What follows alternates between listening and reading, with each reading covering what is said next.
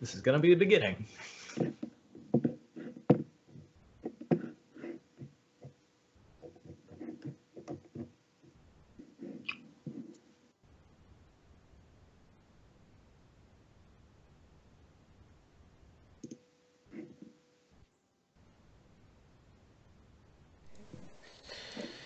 Here we go. So, welcome everybody to the Eternal Show, episode 3. I oh, there goes the uh, advertisement there. But anyways, let's mute that. Yeah. So today I am your host, Alex Lamelli, also known as Lamelli18. Also with my co-host Sean Campbell, so also known as the Overmaster. Today we have a special guest with us, as you can see, LocoPojo. Let's go ahead and say Hello. hello. Um, Hi. so yeah, so a quick run through of what we're going to be going through today, everyone, is we're going to do a quick, not so quick interview, but we're going to do a quick interview with Pojo, discussing deck building, and then he, unfortunately, he's going to have to cut out afterwards. Then after, we're going to be talking about the ETS results. So yeah, so let's just kick off the interview. What do you say? Did you want to say anything, Pojo? Go ahead and introduce yourself. Yeah, my name is LocoPojo. I'm a Twitch streamer. I do YouTube videos, educational stuff, Eternal Basics, and deck building videos. And I write for RNGEternal.com. I do Scion School and Eternal Brews. And those are up on Fridays. So that's pretty much me, I think, at the moment. Cool, cool.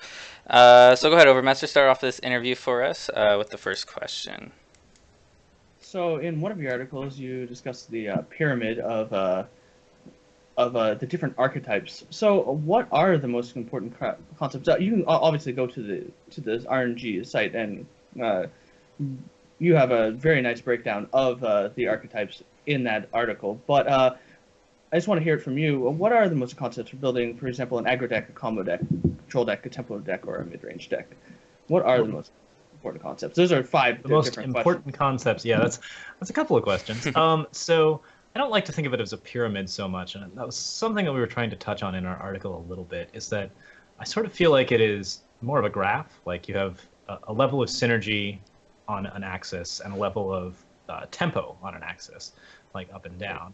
And Yeah. so like we have archetypes that fall into those axes, and that's really quite effective at sort of determining what kind of deck you're running.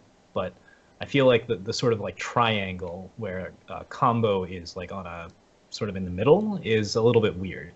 But yeah, like in terms of like building good decks, it's mostly about making sure that you have a consistent theme, that you have the appropriate power and everything set up for that theme. So you have the idea that you want to execute on, and then you have the necessary tools to accomplish it. And basically, you just try to build as much around that as you can so that your deck does what it wants to do very consistently, and it does it in a timely fashion. Right. So out of all those styles of decks, like that range from aggro all the way to control, and even combo, which one do you have the most fun deck building with? I'm a big control player, and I really like control decks. I like slower paced decks in general. I think that Eternal has a lot of potential for really high synergy decks that aren't combo, and that's something that is really fun for me and really fun to explore, where we find decks that have combos that don't necessarily end the game. Like the Channel the Tempest Excavate one was one of the really early ones. Static Bolts with Excavate and Elysian Trailblazer often does end up being lethal, but like the Carpet Shuffle deck was something that I really, really enjoyed, and I define that as mostly a combo deck.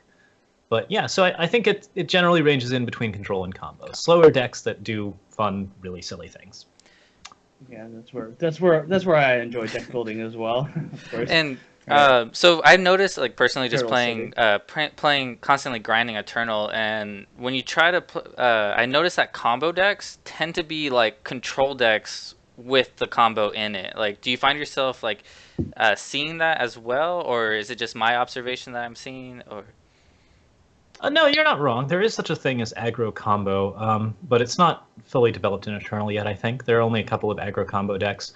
I think the one that's probably the most aggro combo is Fnatic decks and Recurring Nightmare decks. Like that archetype has a lot of like really aggressive starts that also rely on a lot of high synergy with Haunting Scream and with like Recurring Nightmare's just general ability to come back from the void and do nasty things to you. So, but yeah, like I think most people are most comfortable designing combos in a control setting where you are trying to find the combo and play the combo and then just prevent your opponent from doing anything until you have done that.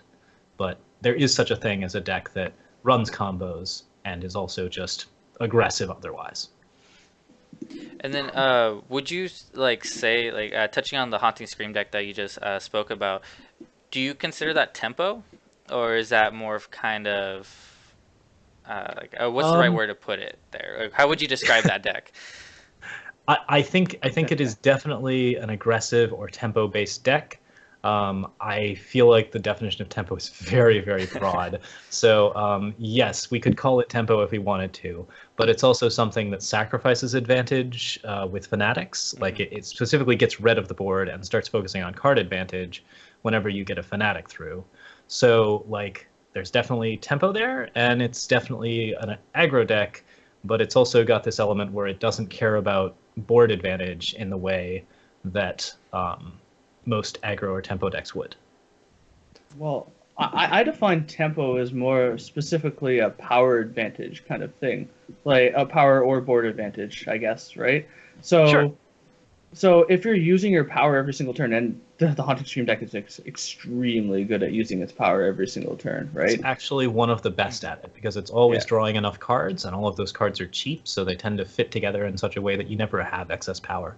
And in that extent, like to the stock mana definition, where you are essentially saying that any wasted power is, or any power that you don't spend is wasted power, then yes, it's an extremely effective tempo deck. Yeah. However, it just draws a bunch of cards, right? It's all the decks.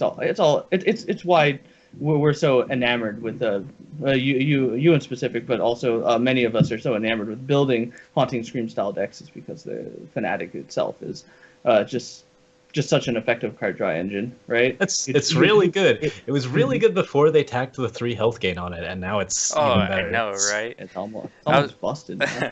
So just Great. finishing off this tempo talk for a moment, but let's say you said that there's a like the definition of tempo is very skewed. Like there's very like basically opinion based. If there was a LocoPojo definition of tempo, what would it be? Oh, that's tricky. I like trying to communicate along like the lines of all of the different people who are running tempo, so I tend to be pretty vague about this. But I would say that stock mana definition does appeal to me a lot, where you are trying to spend your power as efficiently as possible every turn on threats. I think that's a pretty effective way of going about it, and yeah, that's probably what I would go for as a definition. Yeah, I think also touching on that, you can use resource denial, for example, like Praxis Displacer in like the Mana War type of effects, Teleport. right? It doesn't deny your opponent a card, but it denies them board advantage, and it denies them the power that they actually used on that card, right? So Sure.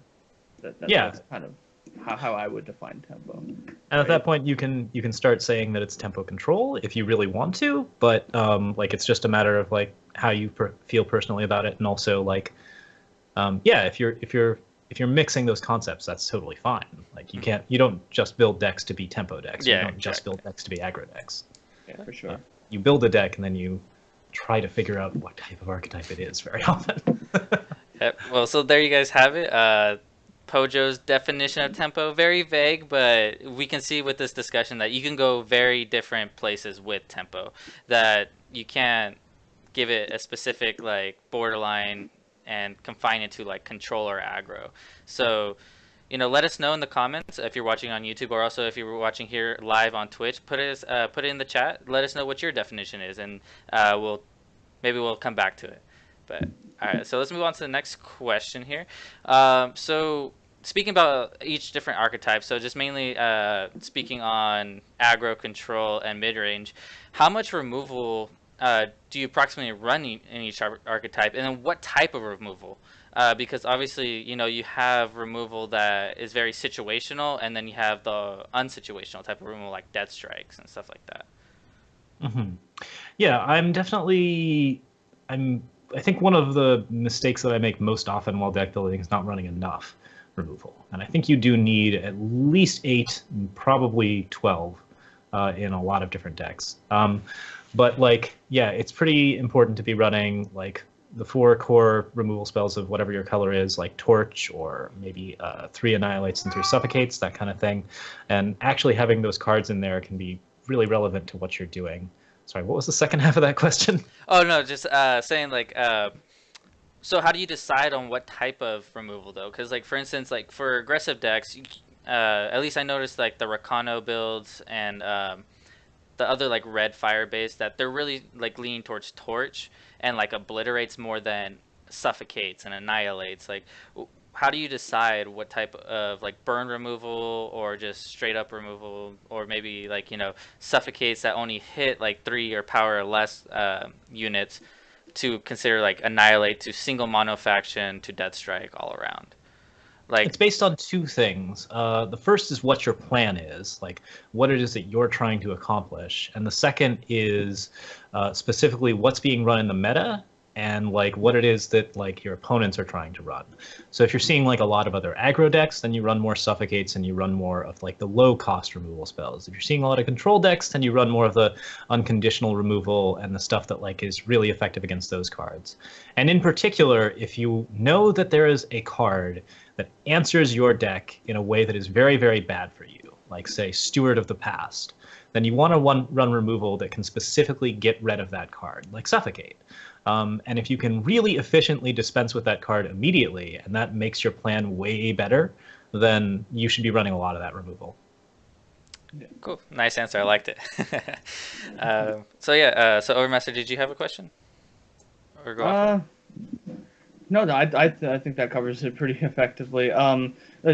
Like things like in Rakano, Finest Hour is basically a removal spell in Rakano. You have to define your removal spells a little more broadly when dealing with specific archetypes, but I think that's a pretty good answer, though, right? Yeah, and that was like one of the things that I found really cool about JPEG's most recent Rakana Warcry list.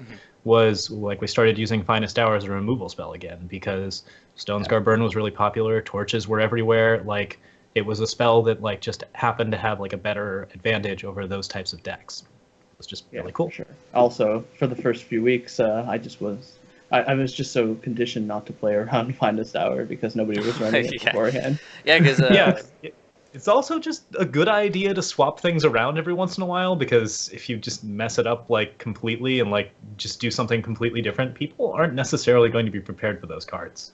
Yeah, because at that point, when people are just running torches and they're trying to torch your tutu, sometimes Finest Hour becomes a 1-mana counterspell, basically.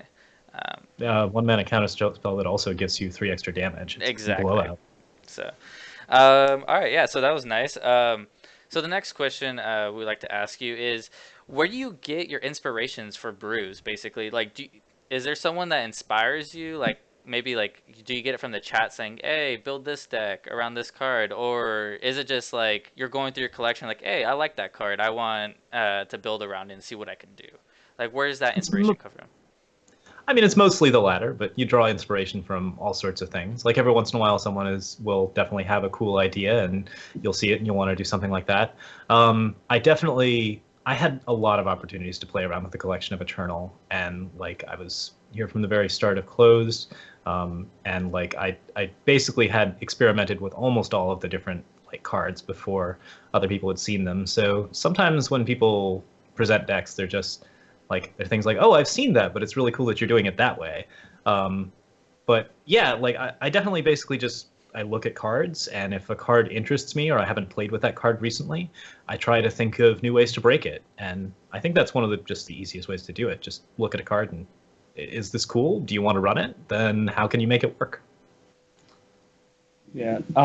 For me, I mean, obviously I get my deck inspiration ideas and stuff like that from people like Teriyaki Boys and Loco, right? They're just awesome deck builders, right? But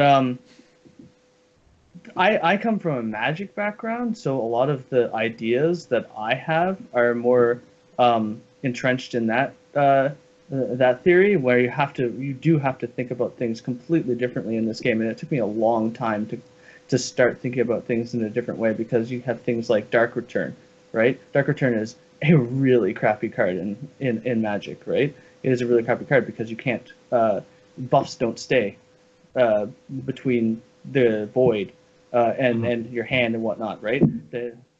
Whereas in Eternal they do, and you can just that deck building space is just so wide and so varied. I hope it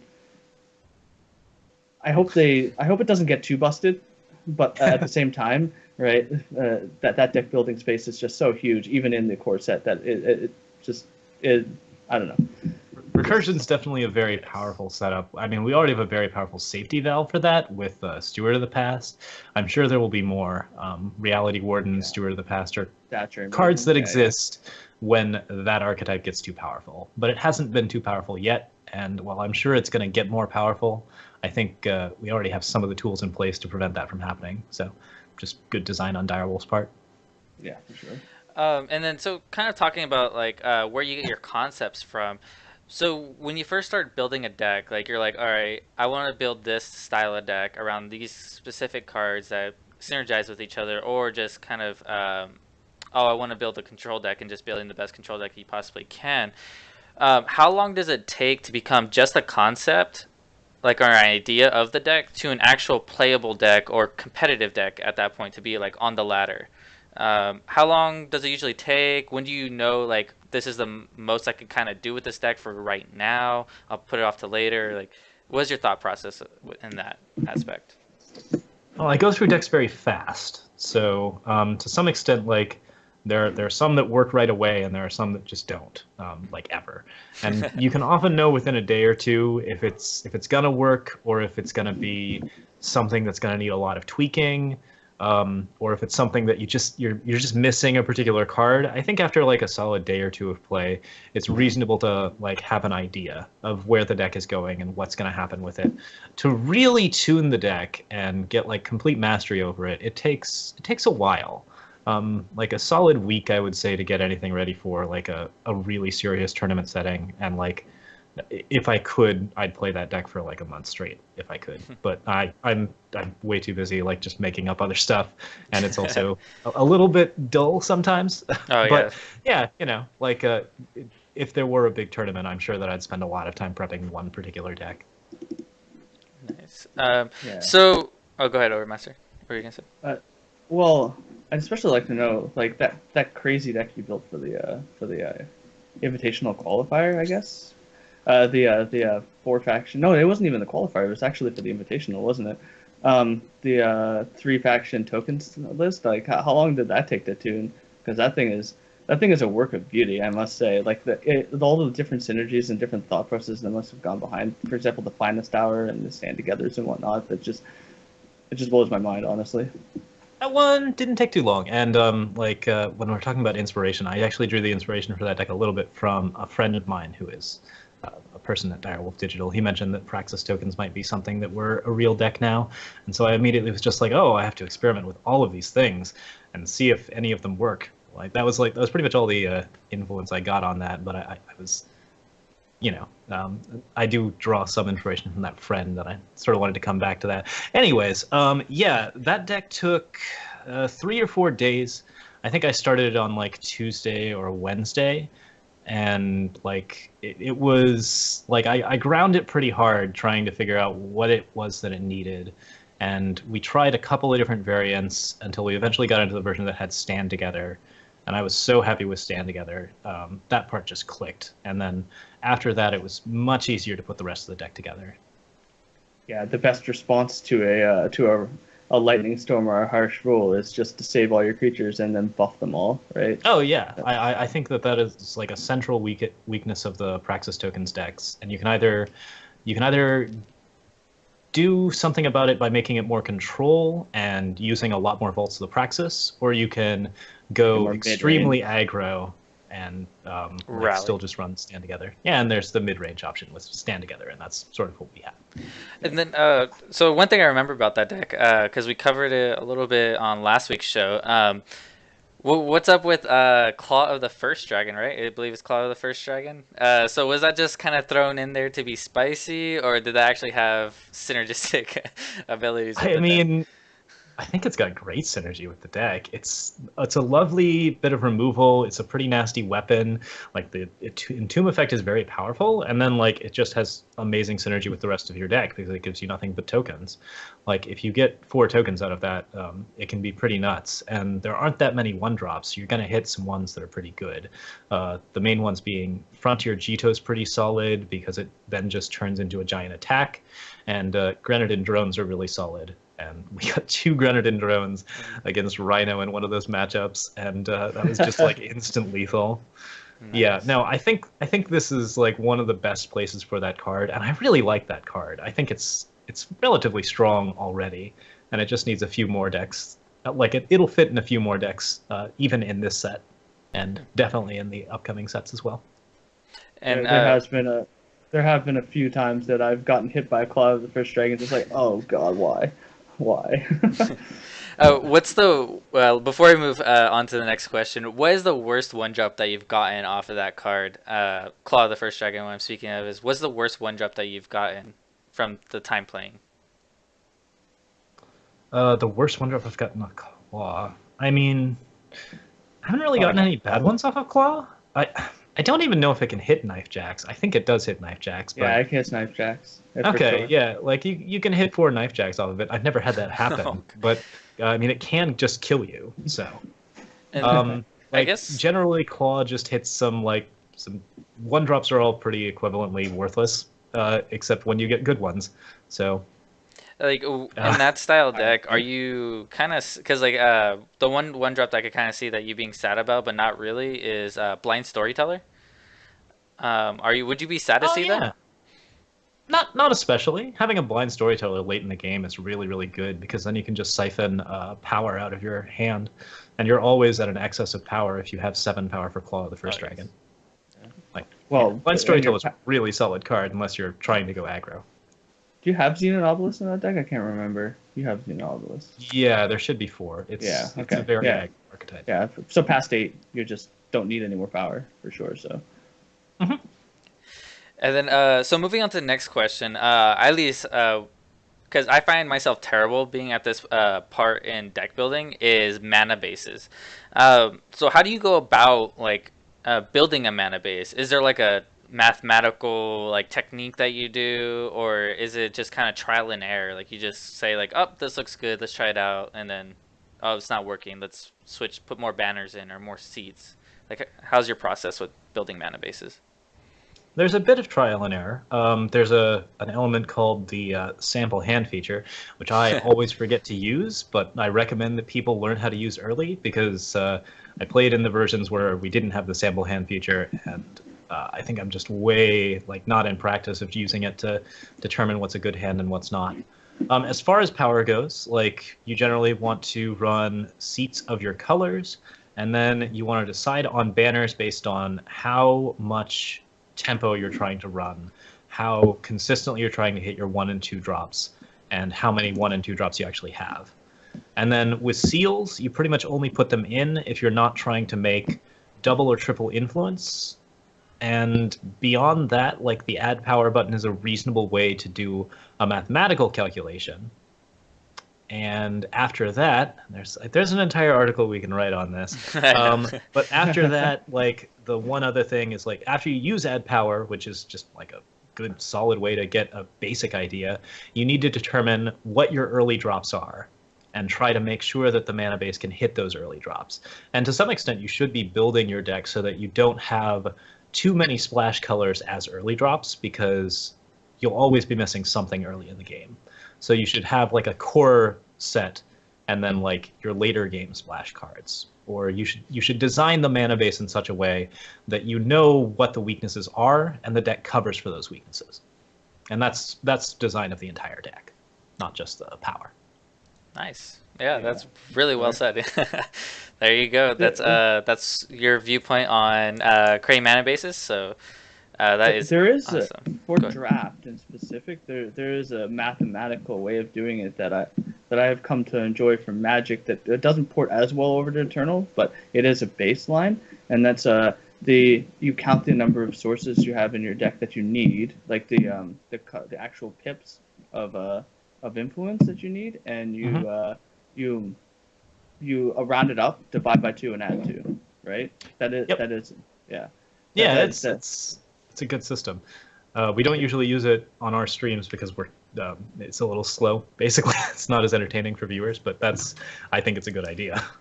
Yeah, it works out well for that for the beginnings of building a mana base, kind of like hitting add power, but then after that you need to shore up your the weaknesses, like you said, like early drops, and you don't need, for example, sometimes you don't need time early, or you need time in order to splash your other colors, which happens a lot.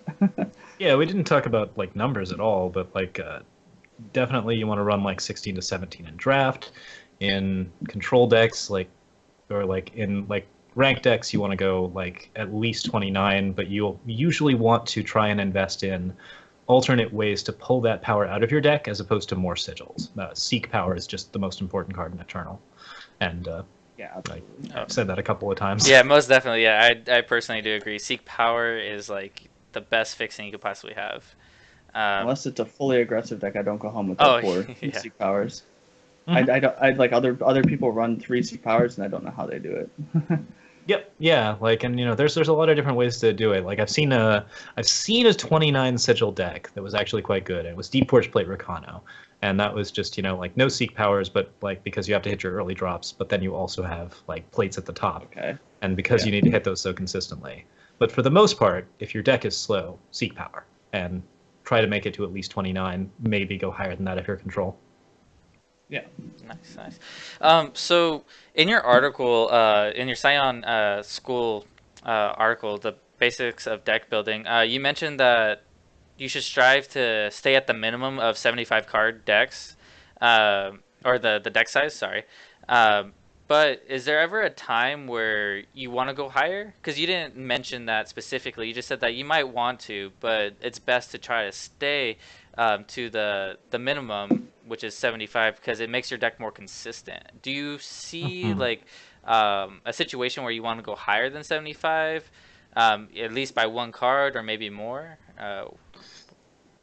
One card, but never more. But also, the answer is always. Like, I always want to have like all of the stuff in my deck, and you have to really discipline yourself and go for the 75 because the decks are big enough already. There's enough space for two solid, coherent strategies in every deck, I would say. And like, if you're running more than that, you should think about splitting off the deck and building it something else. Like if you just want to like run all of your cards for fun, that's great. It'll do like lots of fun things, but it won't have a dedicated strategy, and you won't have as high a win rate with it. So, like the answer is yes, always. I want to fill my deck with all of the things, but for the most part, 75 cards, 76 if it is like just you need this one thing, and you're sure that it's gonna matter. But there's no mill, so there's no reason to go higher. Um, Yeah. so with the say you do put that 76 card, uh, does that affect your mana base? Like, would you want an extra sigil? Like, say for instance, like you said about 29 sources, like between seek powers and actual banners and seats and stuff like that for those long mid-range control decks. Would you want to go a little bit higher to kind of adjust a little bit, or um, yeah? So it's like, is that does the mana like become awkward in that case if you add that one, or is it just okay just to throw it in there? Um, like I don't think it majorly affects the curve, but like the 76 card is by definition kind of awkward. Like there's not that many reasons to include it. So it's a really special case, and it's not one that I've explored in a while. I think that for the most part you're okay on power if you're running the 76 card, but if you're running the 76 card, you're also probably in some sort of aggro. I'm not 100% sure on that one. Uh, I think that no, I'm gonna expand upon it. I think in Eternal, there's absolutely no reason to go above 75 cards. In Eternal in specific, because the deck size limit is just so big already, right? However, in other games, that might not be the case, right? Because there's a lot of things you can do with, for example, let's say if you had a 60 card deck, right, a size in Eternal, and you had 4 Celestial Omens and 4 Rise to the Challenges in your deck, right? Or something like 3 or 4, right? Of each. Yeah. You would actually generate consistency if you expanded your deck size by a little bit, I believe. If you included, like, if you have a bunch of 1-ups that you're trying to fetch, you're trying to explore a metagame, right? That you have a metagame that you've already that has already been established. However, it's really wide. It's a really wide metagame, so you need specific answers for a bunch of different decks. That would be the only reason why you'd go above a certain amount of cards. However, in Eternal, you have a 75 deck building size, so that's already kind of inconsistent already. But it does, of course, make it more fun for deck builders as well. Yeah, I guess like the thing where you would most likely include more than 75 cards is like Omen Control, where you want to have a wide array of answers to everything. But there's not enough cards right now to make Omen Control so reliable that you're going to always pick up the Omens. So you probably wouldn't want to include extra stuff there anyways. Yeah, like overall, I just don't think it's a good idea at the moment, but it could be later. And then speaking of Omen Control, you had a spicy one this last weekend. I'm not sure how well you did, but not well. But I've heard stories where this was the first time RNG actually had to change the font size for the Google Doc. That was the goal. I was like, okay, I'm gonna submit this deck, and it's not gonna fit on a page. Perfect. And I was like, and it's gonna make RNG mad, and that was exactly how it worked out. And then I believe, quoting you, your exact response was "achievement unlocked." Yes, I applaud you, sir. That was the first thing you said in chat. That was the first thing you said in chat during the one you were reporting in was achievement unlocked. that was great. Yeah. Yeah, so, we won one game with that one, unfortunately. So and we got a bye, so we got 2 points. I think I would have won the second one probably, but it's hard to say. There was a lot more Stone Scar burn than I was expecting. I was hoping that it had calmed down a little bit and we could run slow control, because our matchup against slow control was actually really good. But nope. Yeah, the Stone Scar menace was still out in force, unfortunately. Yep. So, what was the inspiration behind that deck? Did you just want to hit a little nerve on RNG when he was posting the deck list? Was that the true inspiration, or was this like, how crazy can I get with the Singleton deck? I like Omen Control a lot. The inspiration for the deck was the last week and a half's quest of trying to break Trail Stories. We're trying to find ways in which Trail Stories is good. And one of the things that I thought was particularly good is Trail Stories is a good way to make a cheap tutor effect, or a cheap effect that seeks out a card from your deck. And that can be a really, really powerful effect, and that's the reason why those cards are costed so heavily.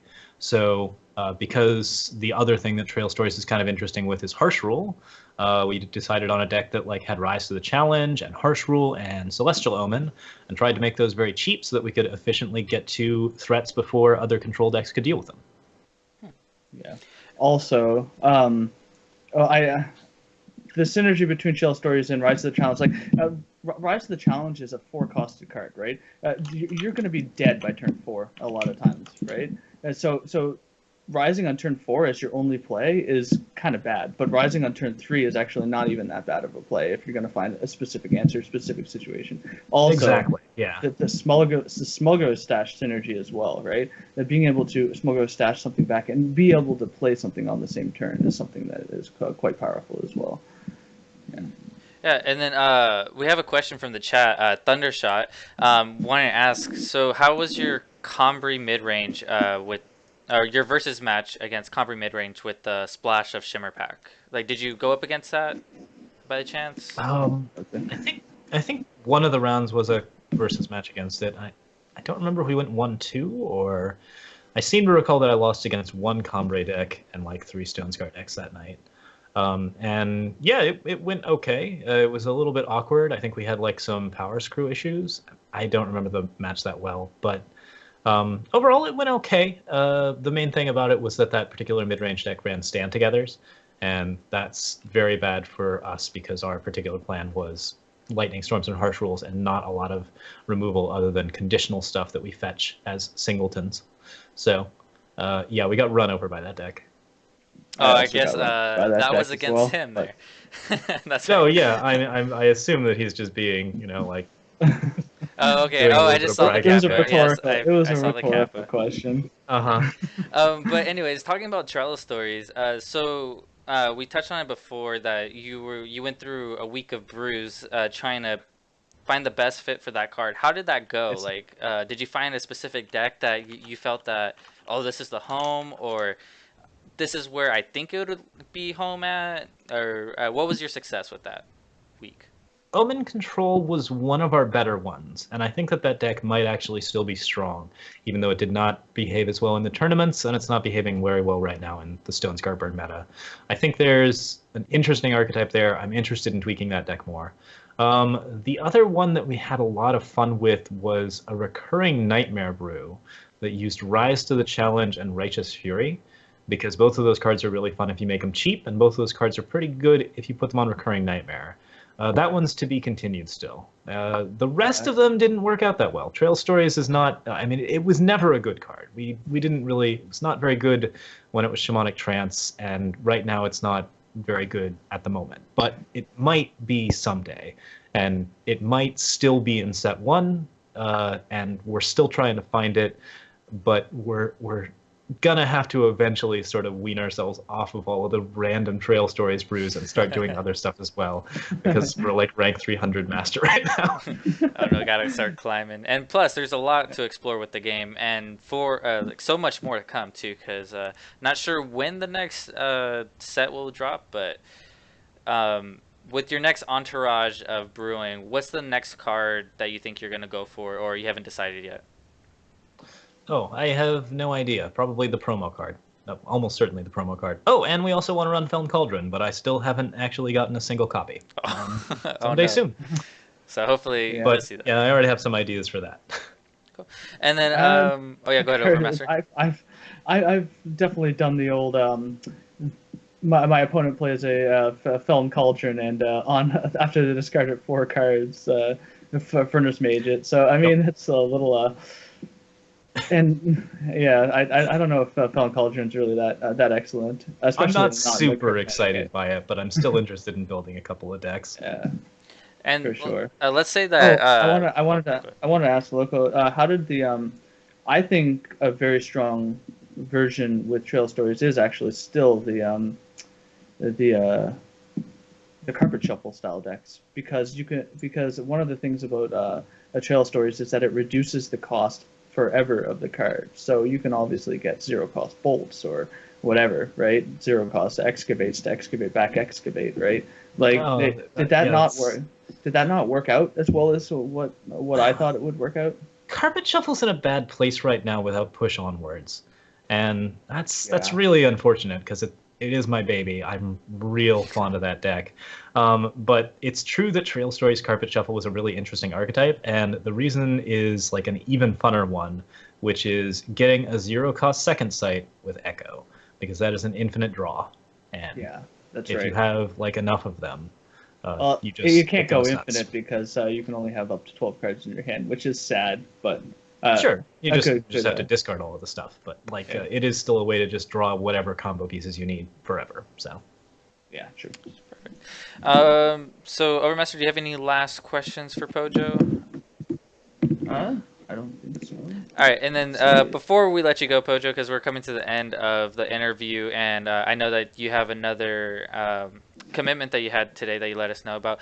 We have a question from the chat. Libel Intel wants to know, just for basis of new players getting into Internal, what is your best and first advice that you would give them? well, I mean, what we usually try to teach first is aggression. Like I generally say, like start out by not being afraid to attack in and go for lethal and like actually push, because I think one of the first mistakes and the most common mistakes is to get intimidated by a board and not take like slightly less than useful trades, or to just like try to play out all of your cards and like see all of the cards and do all of the things without actually trying to kill your opponent. And if you're losing games, one of the first things you should be trying to do is do aggressive stuff. And like, so that's the first lesson we teach in basics. I don't know if I have anything. Well, I don't know. There's a lot of other stuff, but that's probably a good start. Make sure that you are actually actively trying to kill your opponent, and that your goal in some way does that. Because if you don't have that part of your deck, then you're just playing cards, which is fun too. Go ahead and have fun, but you know, like, if you want to win, that's my advice. Cool. The best way to actually to have fun with the game is, of course, to build a collection quickly, and that's with usually you use Forge and Gauntlet to build the collection quickly at first, and then you jump into draft and ranked afterward. Of course, many of us didn't really have to go through Gauntlet or Forge that much, at least, because we got a bunch of packs. But the reimbursement. I think that's the reimbursement for the closed beta. But I think that's how you normally build your collection. Yeah. Cool. But other than that, I think that will conclude our interview with Pojo. Thank you so much for coming on the show, for taking the time out on this Wednesday night, I believe, for you. So yeah, thanks so much. So before you go, though, where can we find you one last time? If anybody's looking for content by you, or your streaming schedule or anything like that you would like to share? Yeah, Twitch stream is Monday through Friday at twitchtv.com/LocoPojo. I stream at 7, and I have Wednesdays off. And I also stream on Saturday mornings. YouTube is youtube.com/LocoPojo. There you can find my Eternal Basics videos, you can find my deck brews, and you can find a lot of other stuff. We're going to be working on some like codex type, like rule explanation videos soon as well, and a bunch of other stuff, of course, drafting and highlights. And then finally, I am on RNG Eternal, and I write both the Scion School articles and the Eternal Brews articles, and those come out Fridays. And we alternate between the two. Cool. So, yeah, so make sure you guys check out his content. He's really great insight about the game if you really want to get better. And stop by on his stream, say hi, ask as much questions, and I think he'll be happy to answer them for you. So, yeah. Other than that, thank you, Pojo. Hope you have a good night, and see you hopefully next time on a different show, later date. Hopefully, we'll have you back on here. See you next time. All right. Thank you. Bye. See you later. All right, guys. So moving back, here we go. Oh, so there's gonna be a minor difficulty. Sorry about this, guys. Sorry. Let's see here. How can we fix this real fast? Minor difficulty. All right. So moving back to the show. Before we end today's show, we wanted to go over one last. Oops. What happened here? We wanted to go over the ETS standings from this previous week, which there seemed to be a shakeup, at least a little bit, with new recurring decks in the format, or at least in the ETS showing.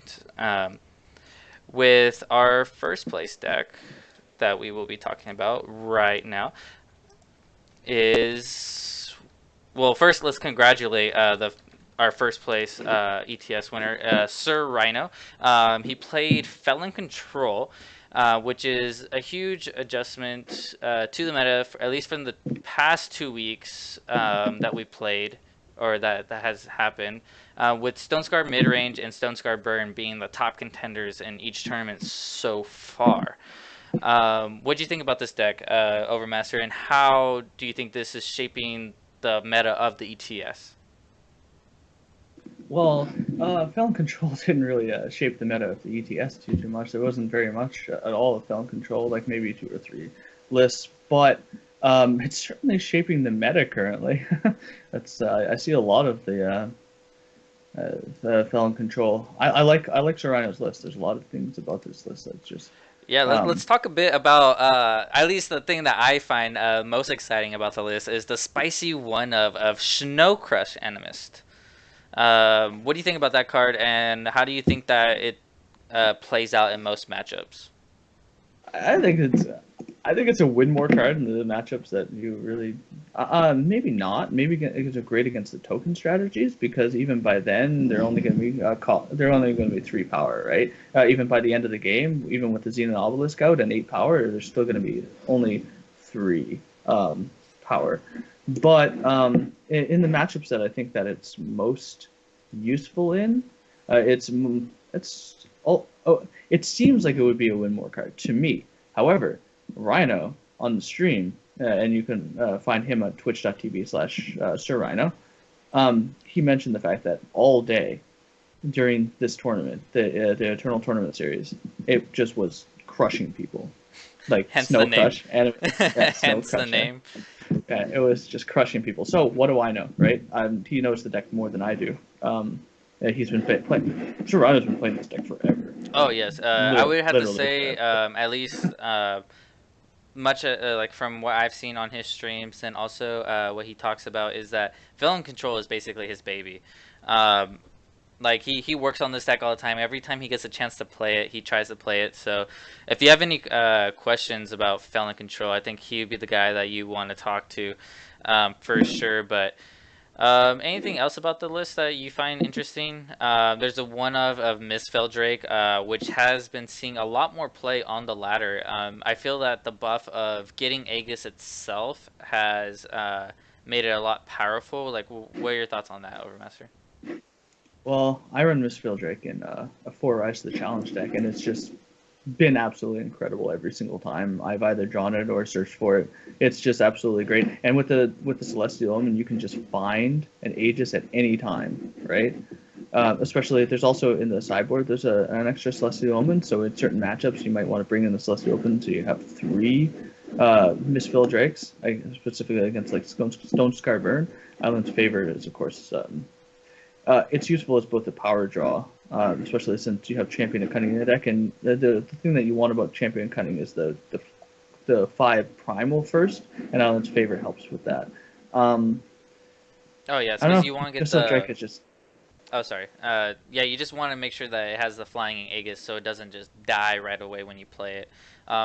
It's not as great as a finisher in the sense of what it did previously before the nerf of it, before we went into open beta, but I still feel it serves as a powerful late game threat.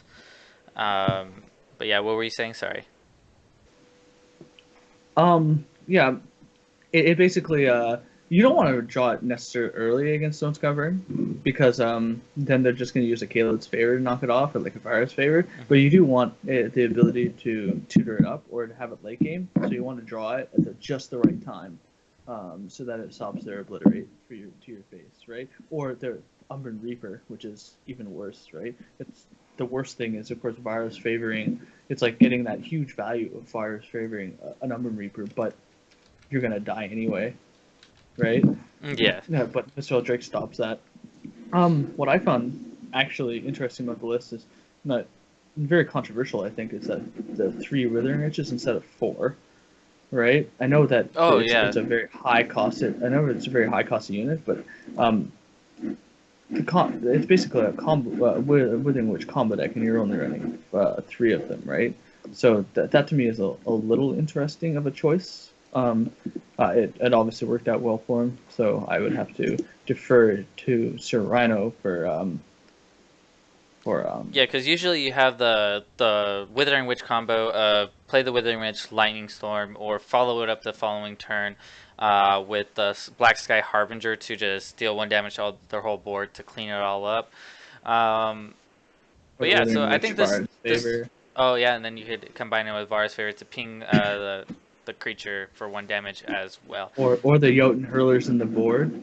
Oh yeah. Oh, yeah. But yeah, so well, congratulations one more time to Sir Rhino for putting up that great result in the ETS. Well, one more thing about the deck: the Scourge of the Frostholm and the board. Oh, apparently yes. That did. How did I forget that? Right. The Scourge of the Frostholm, the big 10 mana 8/8 that your opponents cannot play spells. I don't remember when I tuned into the stream. I was pretty busy this past weekend. Did he win a game because of that, or did it just never get It cast? was either the final game or the second to last game, and he played Scorcher Frost and it did win him a game. So it was in the finals. It was actually in the finals that won him a game. Oh, So nice. yeah. Well, yeah. So congratulations to Rhino for your awesome run there and coming out on top. So we're gonna move on to the next deck here. We're not gonna really focus too much on the specific deck, but congratulations to runner-up Grizzly for the Stone Scar mid-range. But we're pretty familiar with Stone Scar mid-range now because it's been putting up good results week in and week out. Why do you think the reason why it's putting up those good results? Is it because people aren't prepared for it? Like, I feel like people should be prepared for it now since it's been putting up results by like 3 weeks in a row. What do you think about the Stone Scarred archetypes as a whole putting up results, Overmaster? I think that Champion of Chaos and Umbran Reaper are potentially too powerful. That might be something that Direwolf needs to look at for balancing issues, right? I think that it was powerful and under the surface before the update, but then they changed a bunch of decks around that kind of kept it in check, like Combre.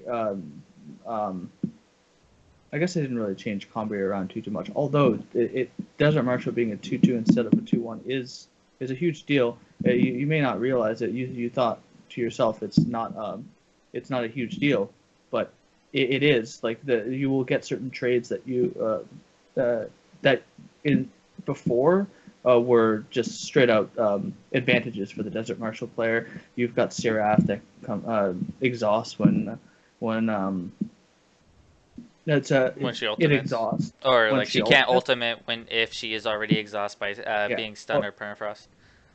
Yeah, and so permafrost is now a great answer to the metagame, right? Because of the Seraph thing, and that means that permafrost decks are the answer to the Stone Scar mid-range decks. But like before, permafrost decks just absolutely sucked against Combre. So Combre was like a really huge player in the metagame, and it's just not as much anymore. And I think that the Combre is kind of a it's not a huge answer to Stone Scar, but it was always an even matchup at least with Stone Scar decks, and I think Combre is being pushed out did get pushed out of the metagame a little bit.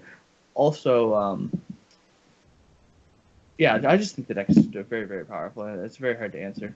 Yeah, like I feel like what you're saying is that permafrost being a pretty solid answer, sort of towards the deck, but against the majority of the metagame. The only reason why I say that permafrost is slightly, or not slightly, but pretty good against Stone Scar midrange currently is because you permafrost or Umbran Reapers, you don't get the Entomb effect. Unfortunately, that they still can kill their own Umbran Reaper to get the effect if they really want to deal the last points of damage. But yeah, like I feel like permafrost is set up, but I feel the main reason why Combri hasn't really showed up is like what people are saying in the chat currently is that um, secret pages, secret pages is yeah, right. secret pages doesn't help, and like Creeping Death has pointed out also in the chat that he built it today, like he had the card, so I'm assuming he put it together, and it just felt really awkward. Instead of getting two sigils off of the secret pages because it got echo, going from turn 2 to turn 3 is just huge. Do you think that we would have seen a rise in Combri? Let's say that the change to secret pages was the same, but instead of costing 3, it costs 2. Do you think that it would have actually helped accelerate the deck to even be better, or would it just be the same as the old post wipe, or I mean pre wipe? Sorry. Well, it couldn't be instant speed or a fast spell if it was at 2 cost. So there's a lot of different things that go into that, right? Like you can't hold up Desert Marshal and Secret Pages if it was at 2 cost, because 2 cost it would be just a normal spell. As a ramp spell, I'm not too sure if they want to include ramp spells that powerful in the game. Or I know in general in Magic, they've shied away from it too, right? So I I'm not too sure. Like, would it actually? Oh, yeah, of course it would. It would certainly make Combray powerful, and Combray is powerful, right? It's just maybe that would actually make it too powerful. It would make it too fast to get up to the overstated units that Combray is capable of getting. For example, getting playing your turn 2 secret pages, you could get a turn 3 Sandstorm Titan rather reliably, and that's kind of ridiculous. That's kind of a ridiculous play, right? Mhm. Turn two secret pages or turn 3 secret pages, you can get a turn 4 Martial Ironthorn, and you could even use Martial Ironthorn to get up to like Vatican really really quickly as well, because you can use secret pages after you play the Martial Ironthorn and whatnot, right? Um, so I'm not too sure if they want that kind of balance issue in the game, but certainly taking out the major player in Combre, that the secret pages, the tech where you could get a bunch of, and also the Vatican stuff later on, but the fact that you could get so much power advantage and draw so many cards. I guess it's not draw cards, but you could it's like that, right? And it just put Stone Scar over the edge. I think Stone Scar was extremely powerful before the update, right? Yeah, Well, but we had the Combri decks holding Stone Scar in check though. So yeah, so maybe decreasing the cost to 2 is too much. Obviously at instant speed I could see, but just maybe as just like people are saying, like in Magic or rampant growth, it'd just be too powerful. But as we can see, that took a big hit on the metagame, just at least for Combri. It almost kind of made the deck slightly unplayable, at least for the ramp versions. I know there has been like we say, quote, tempo, Combri tempo decks, like really fast, aggressive Combri decks on the ladder, but we don't really see much of the big rampy stuff anymore. So maybe we'll get something to fix that problem later on in the next set, probably, hopefully. I do miss the deck a little bit. Don't really miss the mirror matches though, being drawn out and being like taking forever. But yeah. uh, The Seraph advantage where you're waiting for that correct yeah. unit to win the game. Yeah, that just was not fun, I think. Um, yeah.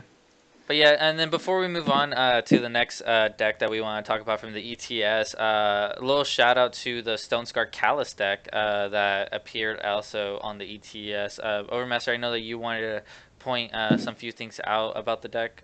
Did you still want to talk about it, or? Well, I don't have it up right now. Hold on one second.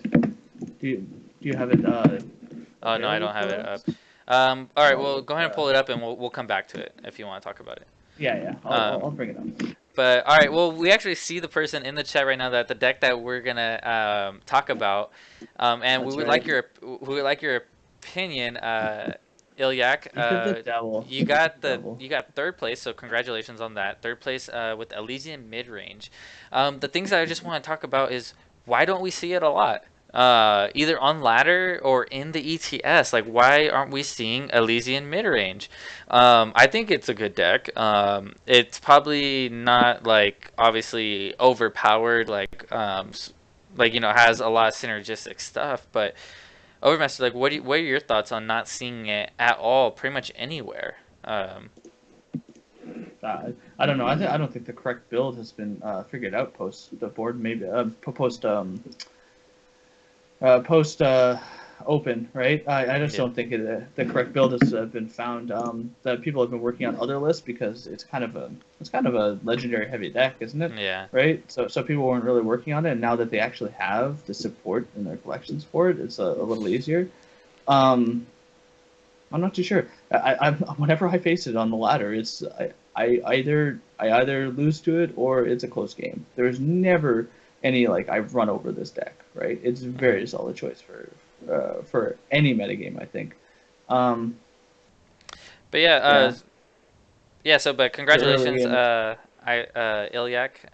Awesome, awesome. He's saying that your early game isn't so strong, but and also the Dawnwalker nerf kind of took a hit to your control matchup. Um, but yeah, so that's interesting. So we'll leave it out there. Can anybody else put up some nice results for at Elysium mid-range. All right, so moving on to the next deck. Oh, I found it. I brought up the Oh, name you of brought the up deck was the. All right, so we're the gonna take Stone. a step back here and talk about the Stone Scar Callus deck that got, what was it, eighth place? Eighth. It was top eight. It was top Top eight. eight. It made Didn't top get. eight. All right, so It's the first. It's the first one on that list for anybody who wants to take a look at it. Okay, so recently in a draft, I actually ran a Callus deck with this kind of thing, and it just was very, very powerful when it actually went off. Right? It's just Callus with Recogulator. yeah, Recogulator seeing constructed play. Recogulator. I mean, I guess so. I don't know. I haven't tested out the deck, right? Especially since it has like Torrent of Spiders as a 4 of. Like, I don't think I want to even craft that card, but now I might have to, right? Right? It's just a sick. I don't know. And then also another notable card that does not really see constructed play is Dark Wisp, getting you that card draw when you sack it to Callus. I didn't even see the Dark Wisp. Holy crap! Yeah, This and guy went deep. and then Darbo, also man. a 2 of Oblivion Spike as well. Oblivion Spike being the 5 relic weapon or 5 cost relic weapon, double shadow influence that gives it +1 attack for each unit in your void, and then has just a solid 5 armor to help protect it. But yeah, awesome. Jerobe, congratulations on your top 8, and thank you for showcasing this deck, which is pretty awesome. And then, all right, so the next set of decks, also we're gonna kind of group this all together, is that we've seen a rise in Rakano. This is pretty interesting, seeing this, because this is like the first week, I believe, that we've seen it top 8. I believe, at least notably, that 2 decks out of the top 8 were Rakano aggro, and with this pretty similar deck list. There were a few like number changes, but basically had the same set. Why do you think it's showing up more? Is it because it has a favorable Stone Scar, what's it called, Stone Scar matchup, or just out of nowhere just came on by? As a person who avoids these Rakano and Stone Scar like the plague, um, attempting to gauge whether or not the matchup is actually good between the two is hard for me. Initial impression I would think that it'd be fairly. I think it would be in Stone Scar's favor, would it not be, because of the champion? But I'm not.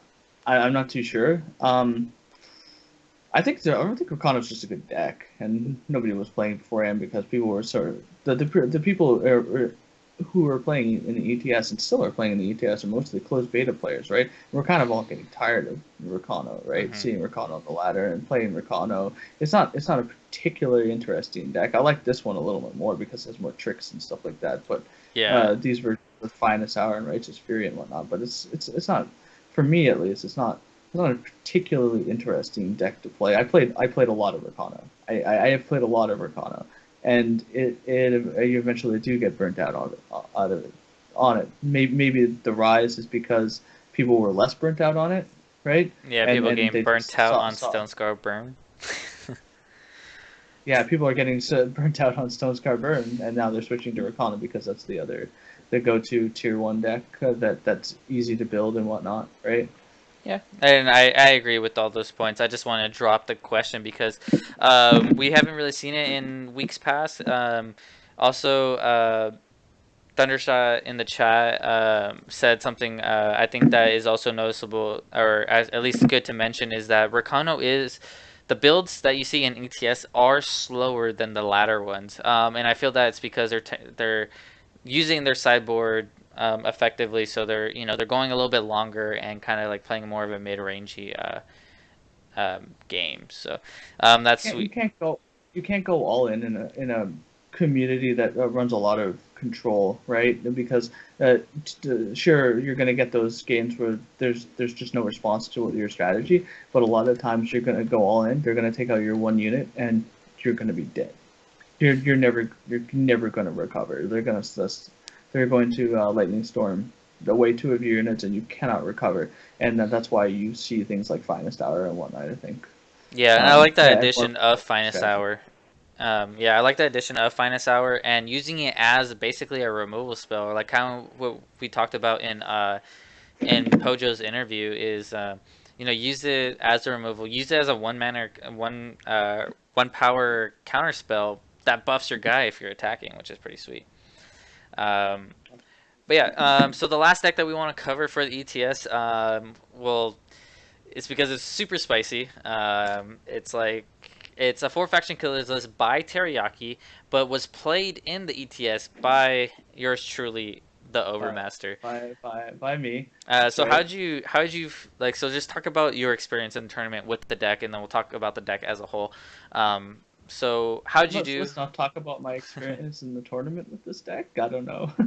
No, I went 0-3 with the deck. I think it won 2 games, and almost won a game against Rakano.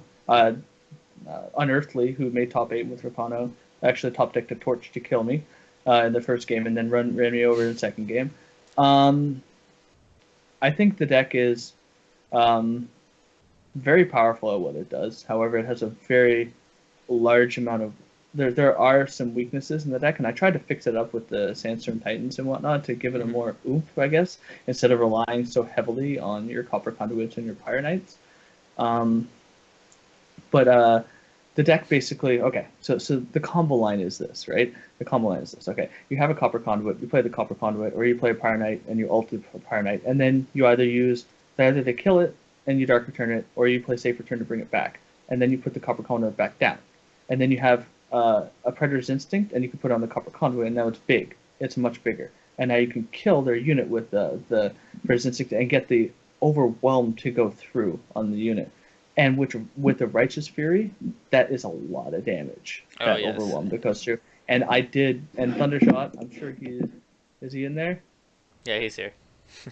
Oh my God, the trolls with Thundershot in chat. Yeah. It was actually not too bad, you know. If the Combray deck, the Combray mid range deck with Shimmer Pack doesn't get the God draw, it was actually pretty fine. I'm just joking, but yeah. I did combo off on Thundershot. Combo off on Thundershot and dealt him all 20 damage in the same turn. Nice. 25 damage in the same turn. It was great. So overall, you think this deck is spicy and fun, but not so great. But maybe fix some things around and it'll get there, possibly. Yeah, I'm gonna continue tuning it. I think it's fun enough it's fun enough and unexpected enough on the ladder that sometimes they just don't play around things and you just kill them on the same turn, and they will never expect it, so they don't hold up removal, right? Necessarily in the right spots, at least. It does die to silence effects and whatnot. That's why Devours are in there, and I had extra Devours on the board, I believe, and whatnot, to really take away from the silence effects in the metagame. The ETS didn't have a lot of silence, by the way. The Valkyrie Enforcers were the main silence effects, and I guess the Shimmer Pack deck that Thundershot was running also ran Desert Marshals, but overall, there wasn't that much silence in the metagame, so this might be a strong choice for against Stone Scar Burn. Who knows, right? Because the Combray healers are great against Stone Scar Burn. Well, not great, but not dead for sure, right? I don't know. It's a fun deck. It's fun. It looks fun. I don't have the cards, unfortunately, to play it yet. My collection isn't quite there yet to play every single deck, but I'm having fun. And maybe if I get the cards for it, I will play it. It looks like a pretty sweet deck to try out, most definitely. So make sure you guys check that out. And then, so that'll be ending our ETS covering the results of it.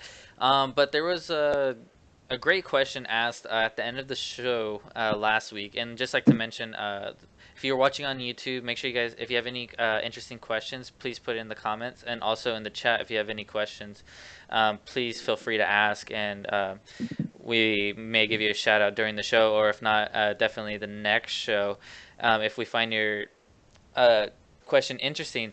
And the one was from Bradifer, and he asked, I think the biggest evolution will be the dual faction color support.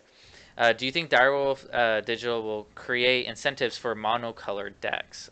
So go ahead, Overmaster, lead us off with your answer to this question. I think the major draw to a game like Eternal over, let's say, Hearthstone is the fact that the deck building restrictions are much less, and I think adding in mono, although I mean it might incentivize people to play monocolor, but I just don't ever think that a monocolored strategy would ever they want to incentivize people to play single faction decks. They want to always at least incentivize dual faction decks. Um, because of the deck building restrictions, the non deck building restrictions available in this game. The fact that you can use 2 colors, 3 colors, 4 colors, even, right? I just don't think that. Yeah, Thundershot has it in the chat. There's already a cycle for it. They do have incentivized monocolored decks, but they're kind of bad. Devouring Shadow's not bad. And I think Proving that Death had a sweet mono shadow deck that he was running on stream for a little while. He's in chat. But yeah, like Yeah, I feel but that the power level of the dual faction cards are just so great that the mono faction cards don't kind of live up to it. Hopefully that it actually becomes a thing. I think it would actually be kind of great for the meta is by shifting different spectrums. Maybe that's what they're planning on for later sets. Kind of move away from I dual think faction, but I feel like it's not going to come anytime soon, though. I feel like the cards are just going to fall right into place if they're planning on doing it. They're not going to like focus on it. I think it would be interesting to bring it to the game to seeing what they do because they have a lot of design space, but I feel that their design space for their mechanics overlap with each other. Like, for instance, the Dark Return with the Echo cards, like you want to kind of go outside one faction to go for the more powerful effects. But I thought it was a great question to bring up. Any last things you want to bring up on that? I think that you would have to balance it pretty effectively, right? You would have to make it so that the monofaction deck doesn't overtake both like any dual faction combinations with it, right? The 4 dual faction combinations with it, because otherwise you would just play that monofaction color, right? And if they underbalance it, right? If they don't give it enough power, then you'll just never run it on the ladder, right? So the fact that they actually added support for it, it was just non-effectual as a design choice, and they could have been adding cards for like other mechanics and whatnot. They could have done anything else, right? Yeah. Teriyaki Boys. Yeah, Flashfire is pretty good, pretty dank as removal, but also it's much more effective if you have a bunch of strangers, right? You have the fire strangers, so that you can get Flashfires off really early for a lot amount. I believe LocoPojo, who we had on earlier, was using that in one of his dank strategies, so to speak.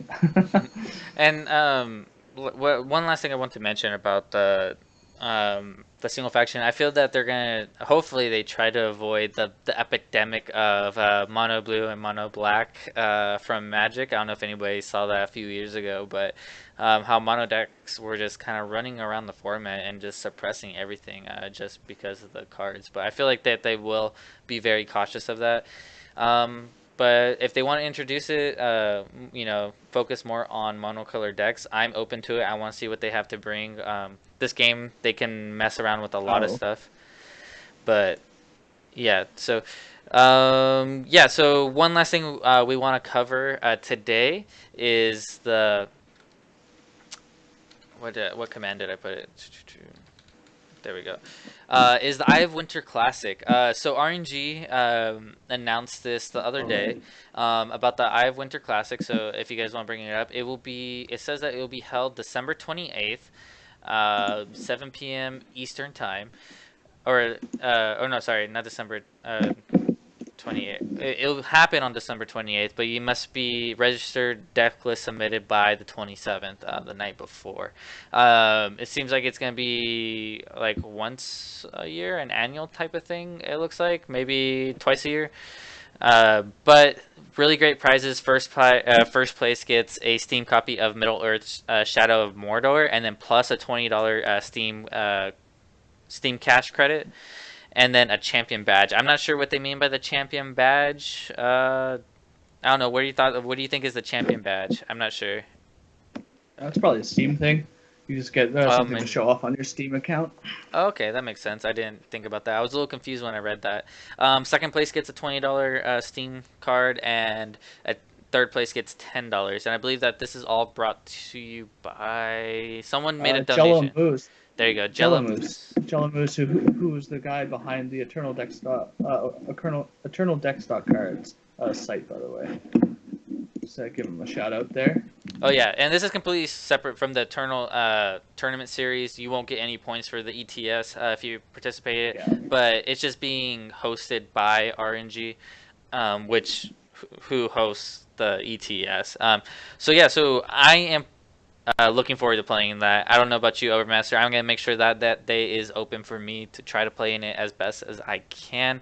There will be coverage on RNG Eternals Twitch channel, so make sure you guys go follow that. They broadcast. They haven't been broadcasting. I think they're only broadcasting the invitationals and these classics so far. But yeah, so there's the link. We'll be putting it in the YouTube description, so you guys could check that out. Make sure you guys get registered. It looks like a fun event. Great prizes. Thank you, Jello Moose, for donating for this event to happen. Any last things you want to talk about, Overmaster? No, I mean, I'm gonna bring a spicy brew probably. Yeah, to the deck. I haven't started working on anything. I might even bring a spicy brew this weekend. Who knows? We'll see. But yeah, that's it for the show, I guess.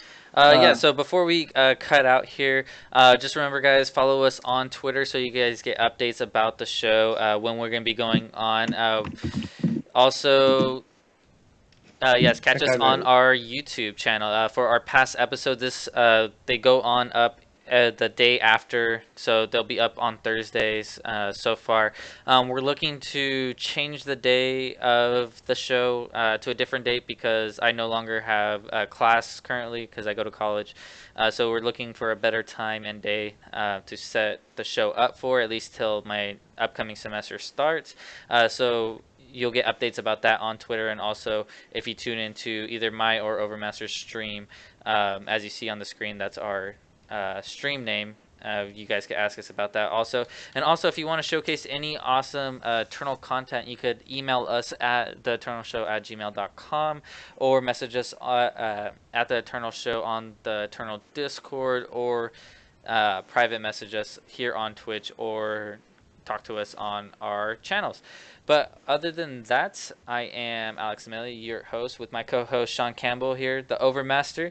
That will be ending it here for today, and we will see you next week, everyone. Thank you guys all for tuning in. Much appreciated. See you guys later.